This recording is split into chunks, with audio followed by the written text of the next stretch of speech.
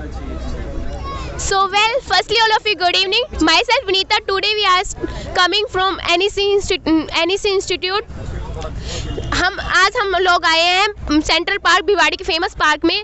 So मेरा question ये है कि हम देख रहे हैं कि हमारे जो न्यू जनरेशन्स हैं, हमारी न्यू जनरेशन को क्या करना चाहिए हमारी इंडिया को डेवलप करने के लिए, क्योंकि हमारी आधे से ज़्यादा जो जनसंख्या है वो हमारी न्यू जनरेशन की है.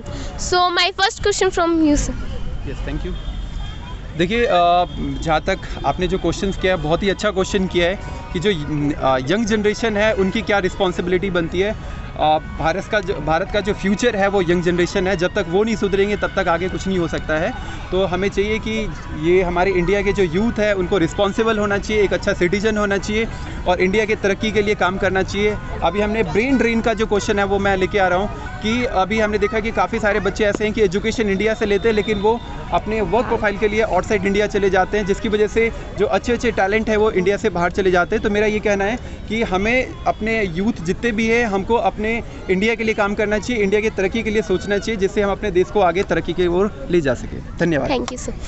जैसे कि हमने देखा सर ने बहुत अच्छा आंसर दिया कि जो हमारे इंडिया के टैलेंटेड बच्चे हैं जो पढ़ाई में बहुत आगे हैं लेकिन वो दूसरे कंट्रीज़ में जाके अपना बिजनेस स्टार्ट कर लेते हैं, तो हमारे इंडिया का जो टैलेंट है वो जो बाहर कंट्रीज़ में चला जाता है.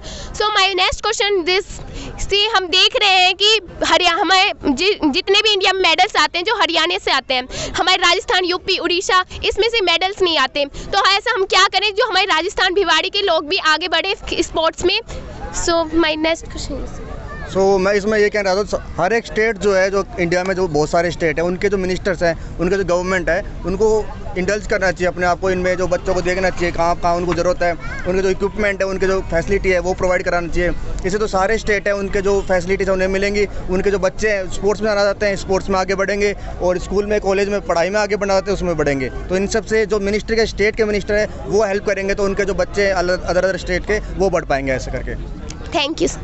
जैसे कि हमने देखा सर ने आंसर दिया कि स्टेट से आगे लोग बढ़े, मतलब बच्चे बढ़ेंगे कि पेरेंट्स को स्पोर्ट में भी बच्चों को आगे लाना चाहिए.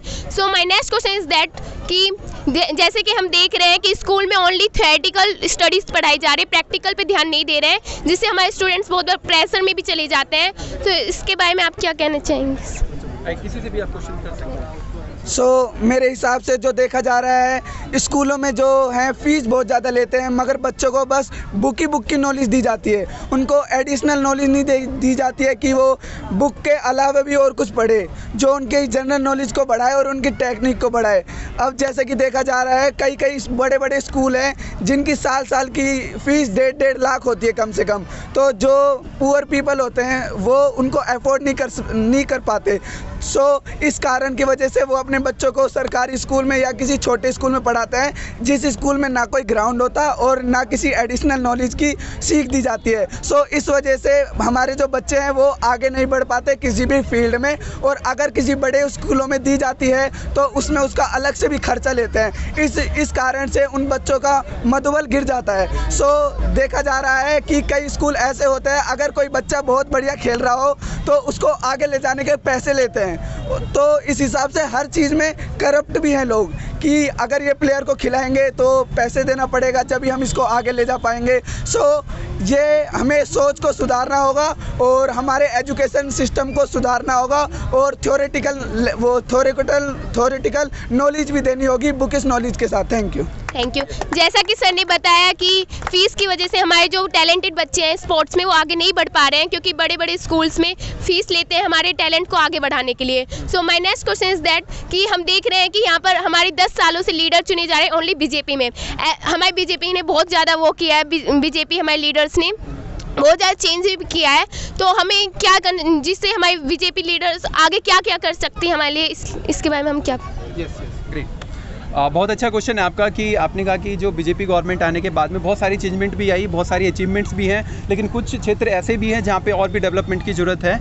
और हमें चाहिए कि वो कौन से फील्ड हैं जहाँ पे हमें आगे ये क्वेश्चंस को राइज़ करना चाहिए, वहाँ तक पहुँचाना चाहिए, जिससे कि गवर्नमेंट के माइंड में ये चीज़ जाए और उसके ऊपर में इनिशिएट करें. जैसा अभी हम जॉब के लिए कह सकते हैं कि गवर्नमेंट सेक्टर जितने भी थे धीरे धीरे काफ़ी कम हो गए और इसकी वजह से जो जॉब अपॉर्चुनिटी है यंगस्टर के लिए वो काफ़ी कम हो गए. हमने अलग अलग फील्ड में काफ़ी सारी अचीवमेंट्स करी करी है। जैसे अगर हम डिफेंस सेक्टर में देखें तो हमारे जो रिलेशंस हैं अलग अलग कंट्रीज़ के साथ में अच्छे भी हुए हैं, डिफेंस में हम काफ़ी स्ट्रॉन्ग भी हो गए। लेकिन जॉब अपॉर्चुनिटीज़ की बात करें तो ये कहीं ना कहीं क्वेश्चंस है, और मैं चाहता हूँ कि गवर्नमेंट को इसके ऊपर में एक्शन लेना चाहिए। और हमारे जो युवा हैं, युवा वर्ग जो है काफ़ी पिछले कई सालों से तैयारी कर रहे हैं अलग अलग फील्ड में, चाहे वो डिफेंस हो, चाहे वो मेडिकल फील्ड हो, चाहे वो इंजीनियरिंग का फील्ड हो, उन सभी क्षेत्र में भी जॉब वैकेंसीज निकालें जिससे इन जो पढ़े लिखे बच्चे उनको रोजगार मिल सके और वो अपने लाइफ में आगे बढ़ सके। धन्यवाद। Thank you sir. जैसे सर ने बताया जॉब अपॉर्चुनिटीज़ बढ़नी चाहिए, हमारे गवर्नमेंट को अलग अलग सेक्टर्स में अच्छी अच्छी जॉब्स और हमारे जो यूथ है उसके लिए अलग अलग जॉब्स करनी चाहिए। Thank you. Very good. तो आज हमारे इंस्टीट्यूट जो कि नेक्स्ट आपके सामने ही है, ये है हमारा एनईसी इंस्टीट्यूट के कुछ स्टूडेंट जिन्होंने अपने कला को प्रदर्शन किया है यहाँ पे अपने टैलेंट के थ्रू। अपने क्वेश्चंस को आप सभी लोगों से ये पूछने की कोशिश किया है जो भिवाड़ी की या हमारे इंडिया की जो प्रॉब्लम्स हैं उनको लेकर के आए हैं। और हम ये चाहते हैं कि जो बच्चे हैं वो थियोरेटिकल नॉलेज ही नहीं, उसके साथ साथ में प्रैक्टिकल नॉलेज का होना भी बहुत ज़रूरी है। वो 10 लोगों के सामने जब बोलना सीखेंगे, अपनी बातों को रखना सीखेंगे, तभी अपने जीवन में अपने लाइफ में आगे बढ़ सकते हैं। और इसी के थ्रू हमने कोशिश करी है कि कुछ जो हमारे स्टूडेंट हैं, हम लोग यहाँ पे पर्सनालिटी डेवलपमेंट की क्लासेस, इंग्लिश लैंग्वेज की क्लासेस करवाते हैं। तो ना केवल वो 2, 4, 5, 10 बच्चों के सामने सिर्फ अपनी बातों को रखें, हम चाहते हैं कि पब्लिक प्लेस में आए और अपनी बातों को रखना सीखें।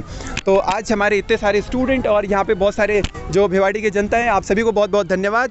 और आप सभी को 75वीं जो स्वतंत्रता दिवस की आप सभी को बहुत बहुत शुभकामनाएं। धन्यवाद।